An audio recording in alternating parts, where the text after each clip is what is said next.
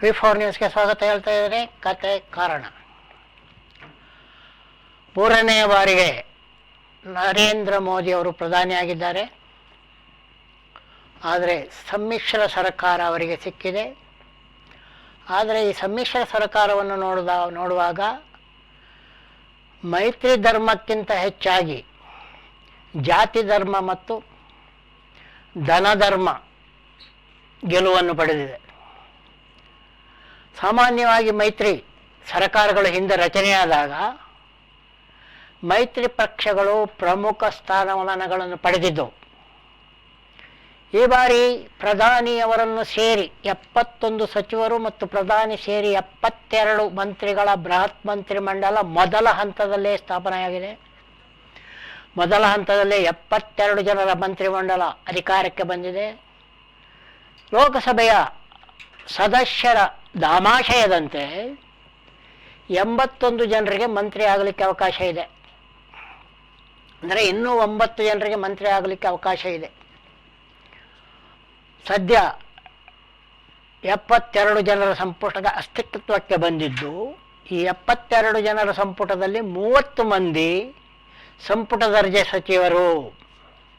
ಸಂಪುಟ ದರ್ಜೆ ಸಚಿವರು ಅಂದರೆ ಅದರ ವಿವರಣೆ ಹೀಗಿದೆ.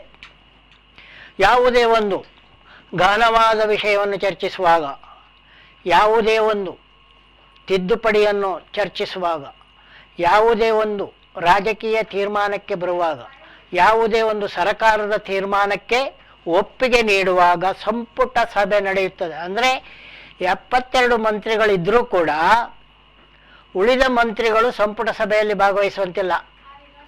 ಸಂಪುಟ ಸಭೆ ಅಂತೇಳಿದರೆ, ಸಂಪುಟ ಸಭೆ ಅನ್ನುವಂಥದ್ದು ಈ ಸಂಪುಟ ದರ್ಜೆಯ ಮಂತ್ರಿಗಳು ಯಾರಿದ್ದಾರೆ ಅವರು ಮಾತ್ರ ಆ ಸಭೆಯಲ್ಲಿ ಭಾಗವಹಿಸ್ತಾರೆ. ಆ ಸಭೆಯಲ್ಲೇ ಸರ್ಕಾರದ ತೀರ್ಮಾನಗಳನ್ನು ಅಂತಿಮಗೊಳಿಸಲಾಗುತ್ತದೆ ಮತ್ತು ಅದಕ್ಕೆ ಒಪ್ಪಿಗೆಯನ್ನು ನೀಡಲಾಗ್ತದೆ. ಈ ಸಂಪುಟ ದರ್ಜೆಯ ಸಚಿವರಲ್ಲಿ 30 ಸಂಪುಟ ದರ್ಜೆಯ ಸಚಿವರಲ್ಲಿ 25 ಜನ BJPಯವರೇ ಇದ್ದು 5 ಜನ ಮಾತ್ರ ಮೈತ್ರಿಕೂಟದವರಿಗೆ ನೀಡಲಾಗಿದೆ. ಈ ಮೂಲಕ ಮೈತ್ರಿಕೂಟವು ತನ್ನ ಪಾಲನ್ನು ಪಡೆಯುವಲ್ಲಿ ವಿಫಲವಾಗಿದೆ. ನಿತೀಶ್ ಕುಮಾರ್ ಅವರು ಮತ್ತು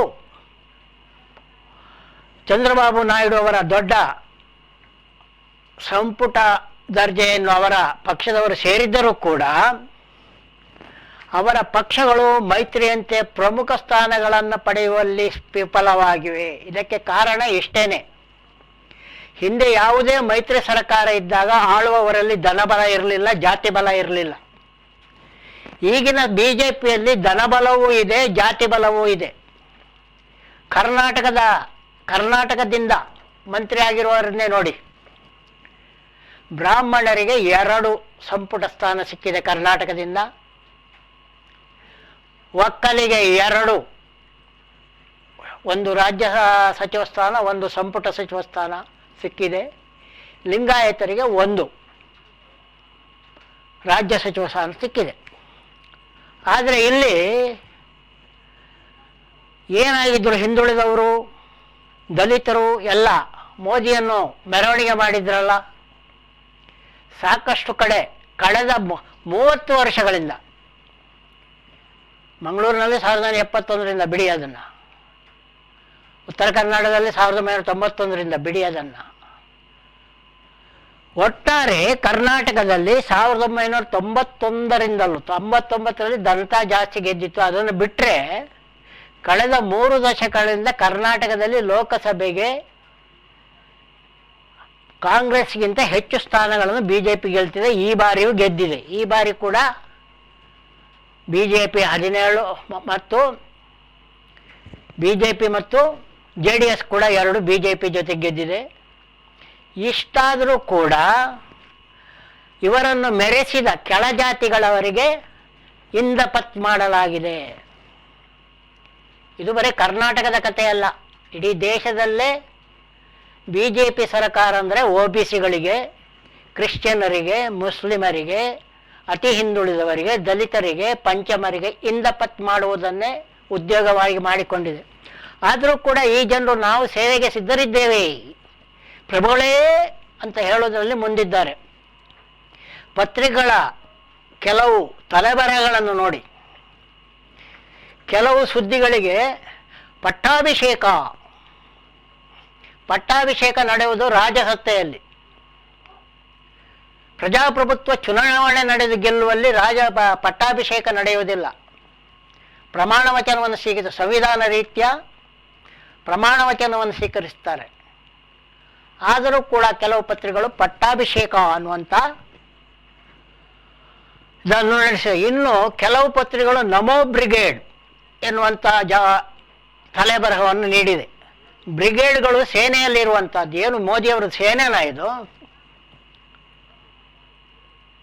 ಮೋದಿಯವರು ಒಂದು ಚುನಾಯಿತ ಸರ್ಕಾರದ ಮುಖ್ಯಸ್ಥರು. ಚುನಾಯಿತ ಸರ್ಕಾರದ ಮುಖ್ಯಸ್ಥರು ತಮ್ಮ ಮಂತ್ರಿಮಂಡಲವನ್ನು ನಮೋ ಬ್ರಿಗೇಡ್ ಅಂತ ಕರೆದುಕೊಳ್ಳುವಂತೆ ಅವರು ಕರೆದಿದ್ದಾರಾ ಇಲ್ವೋ ಕೆಲವು ಪತ್ರಿಕೆಗಳು ಬರೆದಿವೆ, ಮಾಧ್ಯಮಗಳು. ಹಾಗಾಗಿ ಇವೆಲ್ಲ ಯಾವುದೇ ರೀತಿಯಲ್ಲಿ ನೋಡಿದರೂ ಪ್ರಜಾಪ್ರಭುತ್ವಕ್ಕೆ ವಿರುದ್ಧವಾದ ನಡೆಯಾಗಿದೆ. ಪ್ರಜಾಪ್ರಭುತ್ವಕ್ಕೆ ವಿರುದ್ಧವಾದ ನಡೆಯಲ್ಲಿ ಈ ಮಂತ್ರಿಮಂಡಲ ಅಧಿಕಾರಕ್ಕೆ ಬಂದಿದೆ. ಮೂರನೇ ಬಾರಿ ಮೋದಿಯವರು ಪ್ರಧಾನಿಯಾದಾಗ ಸಮ್ಮಿಶ್ರ ಸರ್ಕಾರ ಆದ್ದರಿಂದ ಸಕಲರಿಗೂ ನ್ಯಾಯ ಸಿಕ್ಕೀತು ಎನ್ನುವಂಥ ಒಂದು ಆಶಯ ಇತ್ತು. ಸಕಲರಿಗೂ ನ್ಯಾಯ ಸಿಗುವ ಯಾವ ಲಕ್ಷಣ ಕೂಡ ಮಂತ್ರಿಮಂಡಲ ರಚನೆಯಲ್ಲೇ ಆಗಿಲ್ಲ. ಮುಂದಿನ ದಿನದಲ್ಲಿ ಆಗುತ್ತದೆ ಎನ್ನುವಂಥ ಯಾವುದೇ ಸೂಚನೆ ಇಲ್ಲ. ಯಾಕಂದರೆ ಹಿಂದಿನ 2 ಬಾರಿ ಕೂಡ ಇದೇ ರೀತಿ ಆಗಿತ್ತು. ಮೋದಿಯವರ ಮಂತ್ರಿಮಂಡಲದಲ್ಲಿ ಬರೀ 13% ಜನರು 80% ಮಂತ್ರಿಮಂಡಲವನ್ನು ಹಿಡಿದುಕೊಂಡಿದ್ದರು. ಈ ಬಾರಿ ಬೇರೆ ಪಕ್ಷದವರು ಇರುವುದರಿಂದ ಸ್ವಲ್ಪ ಬೇರೆ ಜಾತಿಯವರು ಅಧಿಕಾರ ಬಂದಿದ್ದಾರೋ ಅಂತ ಹೇಳಿದ್ರು ಕೂಡ ಮತ್ತೆ ಕೂಡ 13% ಜನರೇ 75% ಮಂತ್ರಿಮಂಡಲವನ್ನು ಹಿಡಿದುಕೊಂಡಿದ್ದಾರೆ. ಅಷ್ಟೇ ಅಲ್ಲ, ಮೈತ್ರಿ ಪಕ್ಷಗಳು ಯಾವುದೇ ರೀತಿಯಲ್ಲೂ BJPಯ ಮೊನಾಪಲಿಯನ್ನು ಮುರಿಯಲು ಸಾಧ್ಯವಾಗಿಲ್ಲ. BJPಯ ಮೊನಾಪಲಿಯಲ್ಲೇ ಈ ಮೈತ್ರಿ ಸರ್ಕಾರ ಬದುಕುತ್ತದೆ ಅಂದರೆ ಅದಕ್ಕೆ ಅರ್ಥ ಇಷ್ಟೇನೆ. ಮೈತ್ರಿ ಪಕ್ಷಗಳು BJPಯ ಧನಬಲ ಮತ್ತು ಜಾತಿ ಬಲವನ್ನು ಮುರಿಯುವಲ್ಲಿ ತಮ್ಮ ತಾಕತ್ತನ್ನು ತೋರಿಸಲು ಸಾಧ್ಯವಾಗಿಲ್ಲ. ಯಾಕಂತ ಹೇಳಿದ್ರೆ ಬಿಹಾರದಲ್ಲಿ ನಿತೀಶ್ ಕುಮಾರ್ ಅವರಿಗೆ ಮುಖ್ಯಮಂತ್ರಿಯಾಗಿ ಮುಂದುವರಿಬೇಕಾಗಿದೆ. ಇನ್ನೇನು ಚುನಾವಣೆ ಬಂದಾಗ ಮತ್ತೆ BJP ಜೊತೆಗೆ ಸ್ಪರ್ಧಿಸಬೇಕಾಗಿದೆ. ಅದಕ್ಕೆ ಧನಬಲ ಬೇಕು ಮತ್ತು BJP ಬೆಂಬಲ ಬೇಕು. ಯಾಕಂತ ಹೇಳಿದ್ರೆ 20ಕ್ಕೂ ಹೆಚ್ಚು ವರ್ಷಗಳಿಂದ ನಿತೀಶ್ ಕುಮಾರ್ ಅವರು ಬಿಹಾರದಲ್ಲಿ ಮುಖ್ಯಮಂತ್ರಿ ಆಗಿದ್ದರೂ ಕೂಡ ಒಂದು ಬಾರಿ ಕೂಡ ಅವರ ಪಕ್ಷ ಬಹುಮತ ಗಳಿಸಿಲ್ಲ. ಹಾಗೂ ಆಳುವ ಪಕ್ಷವಾಗಿದ್ದರೂ ಅದರ ಮೈತ್ರಿ ಪಕ್ಷಗಳೇ ಹೆಚ್ಚು ಸ್ಥಾನಗಳನ್ನು ಗೆದ್ದಿದ್ದವು. ಅದು BJP ಆದರೂ ಸರಿ ಅಥವಾ RJD ಆಗಿದ್ದರೂ ಸರಿ. ಚಂದ್ರಬಾಬು ನಾಯ್ಡು ಅವರು ಪೂರ್ತಿಯಾಗಿ ನೆಲಕಚ್ಚಿದ ಸ್ಥಿತಿಯಿಂದ ಮತ್ತೆ ಫೀನಿಕ್ಸ್ ಪಕ್ಷಿಯಂತೆ ಆಂಧ್ರ ಪ್ರದೇಶದಲ್ಲಿ ಗೆದ್ದು ಬಂದಿದ್ದಾರೆ. ಹಾಗಾಗಿ ಒಮ್ಮೆ ಪೂರ್ತಿ ನೆಲಕಚ್ಚಿದವರು ಇನ್ನೊಮ್ಮೆ ಅಧಿಕಾರಕ್ಕೆ ಬಂದು ಮುಖ್ಯಮಂತ್ರಿ ಆಗುವಾಗ ಅವರಿಗೆ ಧನಬಲ ಮತ್ತು ಎಲ್ಲ ರೀತಿಯ ಬೆಂಬಲ ಬೇಕಾಗ್ತದೆ. ಆದ್ದರಿಂದ ಅವರು ಕೂಡ ಮಂತ್ರಿಮಂಡಲದಲ್ಲಿ ಜನನ್ಯಾಯವನ್ನು ಕೇಳಲಿಕ್ಕೆ ಹೋಗಿಲ್ಲ. ಇದು ಕೂಡ ಗಮನಿಸಬೇಕಾದ ಅಂಶವಾಗಿದೆ. ಇವೆಲ್ಲದರ ನಡುವೆ ಅಚ್ಚರಿ ಅಂತ ಹೇಳುವಂಥದ್ದು ಏನಿಲ್ಲ. ಮಂತ್ರಿಮಂಡಲದಲ್ಲಿ ಯಾವುದೇ ರೀತಿಯ ಅಚ್ಚರಿ ಇಲ್ಲ. 2 ಸಣ್ಣ, ಅದು ಅಚ್ಚರಿ ಅಂತ ಹೇಳಲಿಕ್ಕೆ ಬರುವುದಿಲ್ಲ. ಪ್ರತಿಯೊಂದು ಸರ್ಕಾರದಲ್ಲಿ ಕೂಡ ಕೆಲವೊಮ್ಮೆ ಯಾರನ್ನಾದರೂ 2 ಸದನ, ಲೋಕಸಭೆ ಅಥವಾ ರಾಜ್ಯಸಭೆಗೆ ಸದಸ್ಯರಲ್ಲದವರನ್ನು ಮಂತ್ರಿಯಾಗಿ ಮಾಡಿಕೊಳ್ತಾರೆ. ಈ ಬಾರಿ ಕೂಡ ಪಂಜಾಬ್ನಿಂದ ಬಿಟ್ಟು ಅವರನ್ನು ಹಾಗೂ ಕೇರಳದಿಂದ ಕುರಿಯನ್ ಅವರನ್ನು ಮಂತ್ರಿಗಳಾಗಿ ಮಾಡಿದ್ದಾರೆ. ಬಿಟ್ಟು ಅವರಾಗಲಿ ಕುರಿಯನ್ ಅವರಾಗಲಿ ಲೋಕಸಭೆ ಅಥವಾ ರಾಜ್ಯಸಭೆಯ ಸದಸ್ಯರಲ್ಲ. ಹಾಗಾದರೆ ಅವರನ್ನು ಮಂತ್ರಿಗಳು ಮಾಡಿದ್ದು ಹೇಗೆ ಅಂತ ಅದು ಸುಲಭ, ಅದೇನು ದೊಡ್ಡ ವಿಷಯ ಅಲ್ಲ. 6 ತಿಂಗಳೊಳಗೆ ಅವರನ್ನು ರಾಜ್ಯಸಭೆಗೆ ಆಯ್ಕೆ ಮಾಡಿದಲ್ಲಿ ಅವರು ಮಂತ್ರಿಯಾಗಿ ಮುಂದುವರಿತಾರೆ. ಅದು ಯಾರನ್ನು ರಾಜ್ಯಗಳಲ್ಲಿ ಕೂಡ ಅಂಥ ಸಾಧ್ಯತೆಗಳು ಬೇಕಾದಷ್ಟಿದೆ. ಯಾವುದೇ ಸಂವಿಧಾನ ರೀತ್ಯ ವಿಧಾನಸಭೆ ಇಲ್ಲವೇ ವಿಧಾನ ಪರಿಷತ್ತಿನ ಸದಸ್ಯರಲ್ಲದವರನ್ನು ಕೂಡ ಮಂತ್ರಿ ಮಾಡ್ಬೋದು. ಆದರೆ 6 ತಿಂಗಳೊಳಗೆ ಅವರನ್ನು ಮೇಲ್ಮನೆಗೆ ಕಳಿಸಬೇಕಾಗ್ತದೆ ಅಥವಾ ಕೆಳಮನೆಗೆ ಉಪಚುನಾವಣೆ ಇದ್ದರೆ ಉಪಚುನಾವಣೆಯಲ್ಲಿ ಗೆದ್ದು ಬರಬೇಕಾಗ್ತದೆ. ಅದೇ ರೀತಿ ಪಂಜಾಬಿನ ಬಿಟ್ಟು ಅವರಿರ್ಬೋದು, ಕೇರಳದ ಕುರಿಯನ್ ಅವರಿರಬಹುದು. ಈಗ ಮೋದಿಯವರ ಮಂತ್ರಿಮಂಡಲದಲ್ಲಿ ಸ್ಥಾನವನ್ನು ಪಡೆದಿದ್ದಾರೆ. ಅವರನ್ನು 6 ತಿಂಗಳೊಳಗೆ ಮೇಲ್ಮನೆಗೆ ತೆಗೆದುಕೊಳ್ಳುವುದರಲ್ಲಿ ಯಾವುದೇ ಸಂಶಯವಿಲ್ಲ. ಅಥವಾ ಯಾವುದಾದ್ರು ಉಪಚುನಾವಣೆ ನಡೆದರೆ ಅದರಲ್ಲಿ ನಿಲ್ಲಿಸ್ಬೋದು. ಉಪಚುನಾವಣೆಗೆ ಅವಕಾಶ ಕಡಿಮೆ, ಯಾಕಂದರೆ ಕೇರಳ ಮತ್ತು ಪಂಜಾಬಿನಲ್ಲಿ BJPಗೆ ಯಾವುದೇ ರೀತಿಯ ಜನಬೆಂಬಲ ಇಲ್ಲ. ಆದ್ದರಿಂದ ಅವರು ಉಪಚುನಾವಣೆಯಲ್ಲಿ ಅವರನ್ನು ಮೇಲ್ಮನೆಗೆ ಕರೆದುಕೊಳ್ಳುತ್ತಾರೆ ಅನ್ನುವುದರಲ್ಲಿ ಯಾವುದೇ ಸಂಶಯ ಕೂಡ ಇಲ್ಲ. ಅಷ್ಟೇ ಅಲ್ಲ, ಈ ಮಂತ್ರಿಮಂಡಲವು ಮುಂದಿನ ದಿನಗಳಲ್ಲಿ ಯಾವ ರೀತಿ ನಡೆಯುತ್ತದೆ ಅನ್ನುವುದರ ಬಗ್ಗೆ ಕೂಡ ಸ್ವಲ್ಪ ನೋಡಬೇಕಾಗ್ತದೆ. 37 ಮಂದಿ ಸಚಿವರು ಮೊನ್ನೆ ಲೋಕಸಭಾ ಚುನಾವಣೆಯಲ್ಲಿ ಸೋತಿದ್ರು. ಅದಕ್ಕೆ ಮುಂಚೆ ಹಲವಾರು ಸಚಿವರಿಗೆ ಟಿಕೆಟ್ ಕೊಟ್ಟಿರಲಿಲ್ಲ. ಹಾಗಾಗಿ ಮೋದಿಯವರ ಕಳೆದ ಸಂಪುಟದ ಅರ್ಧಕ್ಕೂ ಹೆಚ್ಚು ಜನರು ಈ ಬಾರಿ ಮಂತ್ರಿ ಆಗಲಿಕ್ಕೆ ಸಾಧ್ಯವಾಗಿಲ್ಲ. ಹಾಗೂ ಹಿಂದಿನ ಸಾರಿ ಮಂತ್ರಿ ಆಗಿದ್ದ ಒಂದಿಬ್ಬರಿಗೆ ಕೂಡ ಮತ್ತೆ ಮಂತ್ರಿ ಆಗಲಿಕ್ಕೆ ಸಾಧ್ಯವಾಗಿಲ್ಲ. ಅದೇನೇ ಇರಲಿ, ಮೋದಿಯವರು 3ನೇ ಬಾರಿ ಪ್ರಧಾನಿಯಾಗಿದ್ದಾರೆ. ಇದು ಒಂದು ಸ್ಥಿರ ಸರಕಾರಕ್ಕೆ ಅವಕಾಶ ಮಾಡಬಹುದು ಅಂತ ಹೇಳ್ಬೋದು. ಇದು ಸ್ಥಿರ ಸರಕಾರಕ್ಕೆ ಅವಕಾಶ ಮಾಡಿದಲ್ಲಿ ಜನಪರ ಸರಕಾರ ಆಗಿರುತ್ತದೆ ಎನ್ನುವಂಥದ್ದು ದೊಡ್ಡ ಒಂದು ಪ್ರಶ್ನೆ ಆಗಿರ್ತದೆ.